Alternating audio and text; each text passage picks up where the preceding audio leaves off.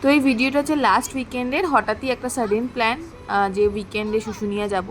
তো সেই হিসাবে বিকালে প্ল্যান, নেক্সট ডে মর্নিংয়ে আর্লি মর্নিংয়ে আমরা দিদিদের সাথে চলে গেলাম শুশুনিয়া পাহাড়। এটা রাস্তার ভিডিও, খুব সুন্দর, চারিদিকে গ্রিনারি, রোডটা খুব সুন্দর। শুশুনিয়া যাওয়ার রাস্তা সেরকম ভাঙাচোরা কিছু নেই, সুন্দর রোড, দু সাইডে গ্রিনারি, বেশ মজাই হচ্ছিল। যেতে যেতে বাড়িতে ফ্যামিলিরা সবাই মিলে গেলে যা হয়, বাচ্চারা খুব মজা মস্তি, নাচ গান, যেটা নর্মাল সব জায়গাতেই হয় সেরকম। সামনে আমার জামাইবাবু আর আমার হাজব্যান্ড বসেছিল। এবার যখনই দেখলাম শুশুনিয়া পাহাড়, ব্যাস সবার মন ভালো হয়ে গেল। তারপরে এই যে বাচ্চা কাচ্চাদের সাথে আমি পিছনে বসেছিলাম, ওরাও খুব এনজয় করছিল। আমার ক্যাপ সানগ্লাস দুজনেই দুটো নিয়ে বসে রয়েছে।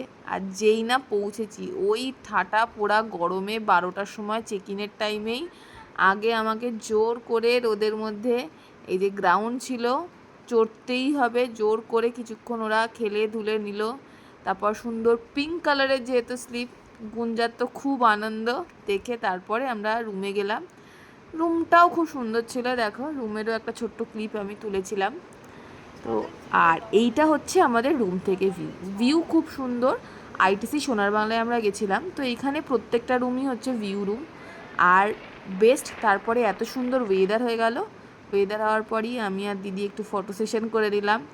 ফটো সেশন করে তারপরে স্ট্রেট পুলে, মানে 5টার সময়, 5:30টার সময় আমরা সবাই বিকালবেলা সবাই পুলে, এই যে এখন পুপু জলে নামছে, পুকুর পরে গুঞ্জা যেই টানেলে যাচ্ছিলো, তো তখন আমাদের খুব ভয় লাগছিলো যে ও তো এমনিই এত ছোট, ভয়ও পাচ্ছে ঠিকঠাক নামবে কি না।